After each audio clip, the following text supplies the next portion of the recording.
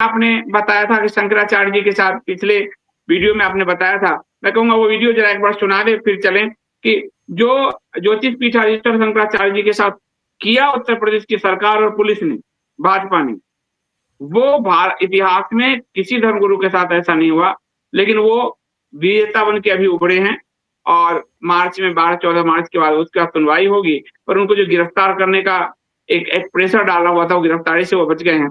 तो मिंटू को मैं कहूँगा वो पोर्शन ज़रा सुना दे, फिर हम आगे चलते हैं। क्रम है कि हमारे धर्म सम्राट पूज्य शंकराचार्य जी को परेशान किया गया और पूरे देश में जो लोग परेशान हैं। तो जब अभी तो क्योंकि सूर्य की स्थिति कमजोर थी इसलिए ये लोग परेशान कर पाए, ठीक है, क्योंकि वो हमारे धर्म सम्राट हैं। और इसीलिए स्थिति कमजोर थी, इसीलिए सरकार ने इतनी नीचता दिखाई, ऐसे ऐसे सब तरह की चीजें की। परंतु मुझे क्या लगता है कि जब सूर्य का जो गोचर होगा कुंभ राशि में, जो कि भारत का दशम भाव होता है, ठीक है, दशम भाव किन किन चीजों को दर्शाता है, तब ये सब चीज एक्टिवेट होगी। दशम भाव होता है पार्टी इन पावर, जो जो पार्टी सत्ता में है, सत्ताधीन पार्टी, हेड ऑफ स्टेट या हेड ऑफ कंट्री, ठीक है, top politicians, parliament, top authorities of state, politics, और आपकी ये नाम को बट्टा लगना, डिसग्रेस टू द रूलर, ठीक है, आपकी साख को, आपकी रेपुटेशन को बट्टा लगना, ये सारी चीजों को दर्शाता है, हार को दर्शाता है अगर वहां पे मेलेफिक्स हो तो, ठीक है। तो यहाँ पे क्या होगा, अगेन फिर से वही जो 5 ग्रहों की युति है ये ही फॉर्म होगी, और वहां पे इस समय राहु का गोचर चल रहा है, ठीक है। और वहां पे जनरली जो भारत का दशम भाव है, क्योंकि वहां पे मंगल का भी की भी दृष्टि पड़ती है, मैं भृगुनंदी नाड़ी से देख रही हूँ, तो ये दशम भाव जो है ये अभी आक्रामक तो बना ही हुआ है जब से राहु का वहां पे गोचर हुआ है पिछले साल।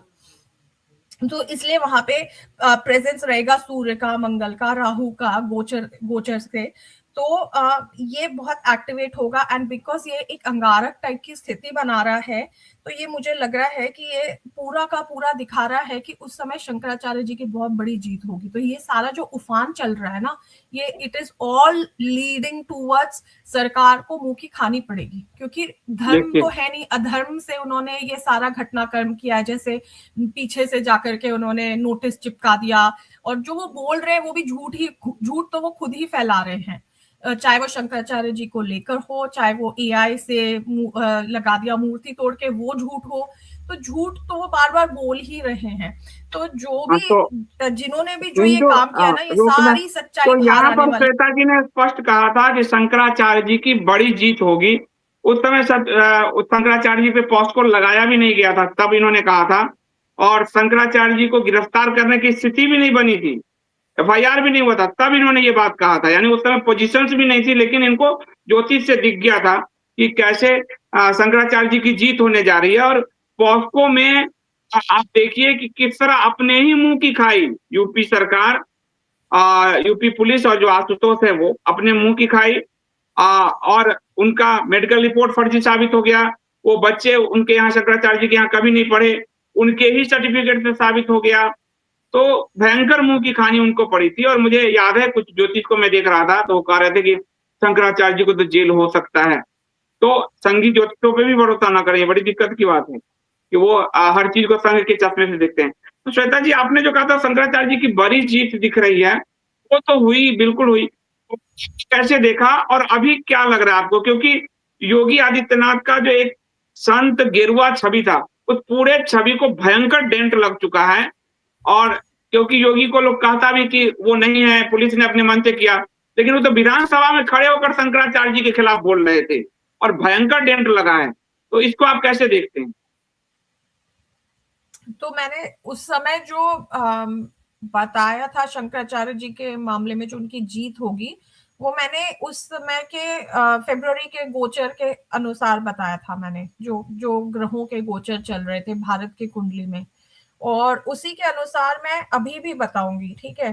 तो मिंटू भैया भारत की कुंडली फिर से दिखाइए, उससे समझाऊंगी मैं।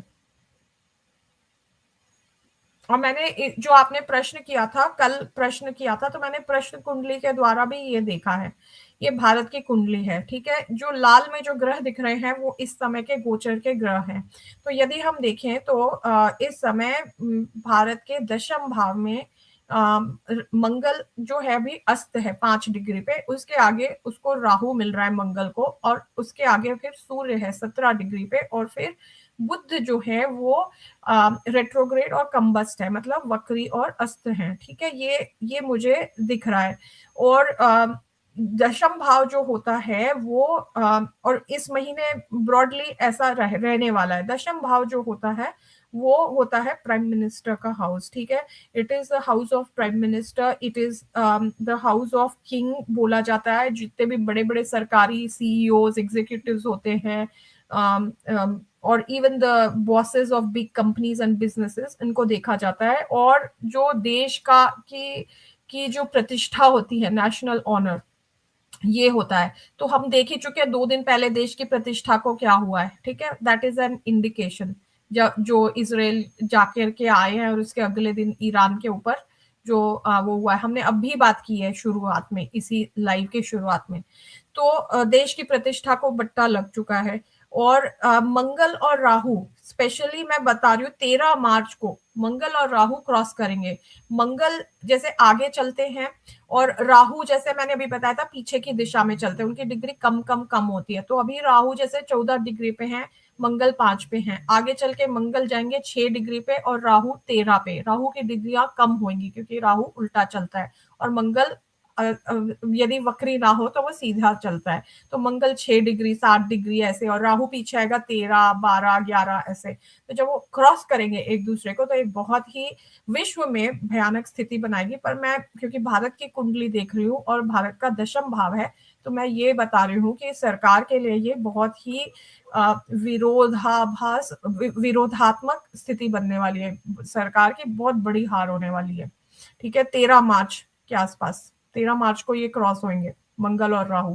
तो आप बताए थे शंकराचार्य जी ने उस समय कुछ प्लान किया हुआ है कोई? चलो 12, हाँ एक है 11 मार्च को लखनऊ चलो, वो उनका रैली है जिसमें वो ये घोषणा करेंगे कि 40 दिन का समय योगी को दिया था, यदि गाय के लिए इन्होंने कुछ नहीं किया है तो उनको नकली हिंदू घोषित करेंगे, और अच्छा किया तो उनका स्वागत करेंगे।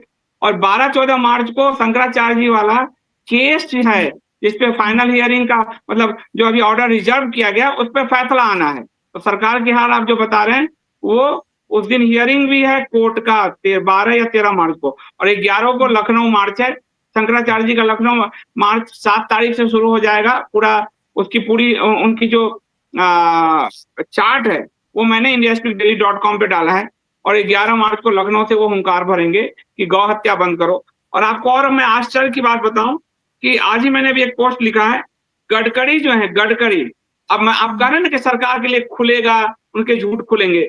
गडकरी जिनकी छवि, गडकरी की कंपनी गौ तस्कर, गौ बीफ एक्सपोर्टर कंपनी के साथ संलिप्तता की हुई पाई गई है।